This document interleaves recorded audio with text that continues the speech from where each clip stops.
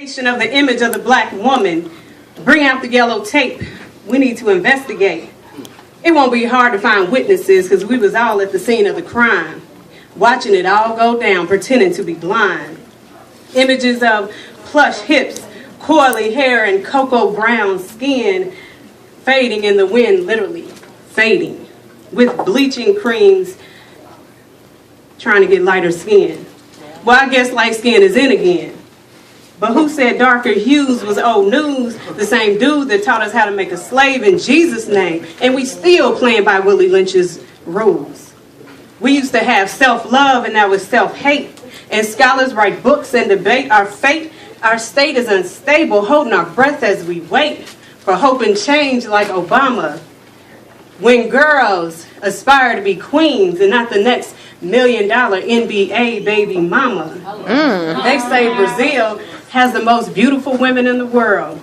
But it's funny because Brazil is also the cosmetic surgery capital of the world. Come on. Filling lips, hips, and cakes with silicone.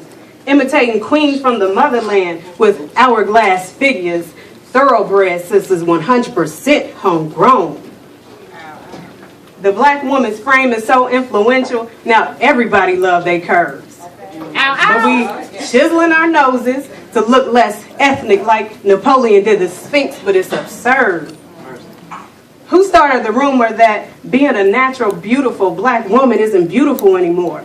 Perhaps the media, when the star and role is a video vixen, being careful not to twerk it too fast so she'll deflate on the dance floor. Casting calls for women to sell their soul for 15 minutes and stilettos galore. Job requirement, leave self-worth, leave self-love at the door. Basically, come as empty as you can so you can be filled up with a pipe dream. When the curtain closes, the legacy is a washed up whore turned out by the industry. Religiously, we pancake our faces, carrying around makeup bags like Bibles. We used to paint our faces because it was tribal. But now we worship MAC, L'Oreal, and CoverGirl like idols. Makes me wonder what we do in the time of survival. Scared to breastfeed our babies, trying to keep our breasts perky. When sooner or later they're going to succumb to gravity. Similac and Enfamilling our babies to death. The image of the black woman is on life support, but don't pull that plug yet. Because physically she's a mess, but spiritually she's determined to resurrect. Yes. Before we get the chance to say, here lies the beautiful black queen that once was and will never be again. But I'm determined to keep her alive with freedom of expression and ink in my pen. Come on.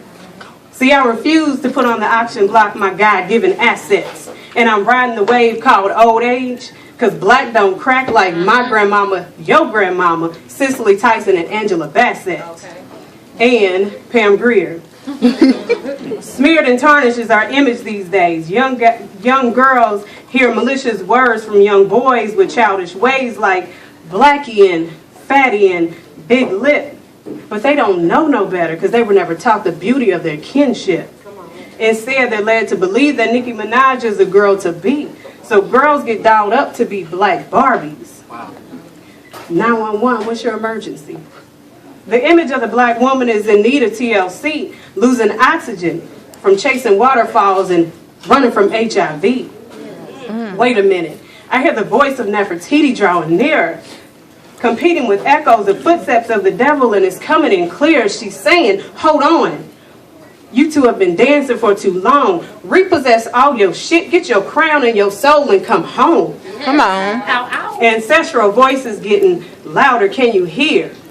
Saying, you got work to do, girl.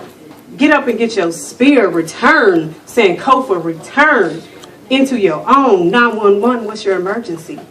911, what's your emergency? 911, it's a false alarm.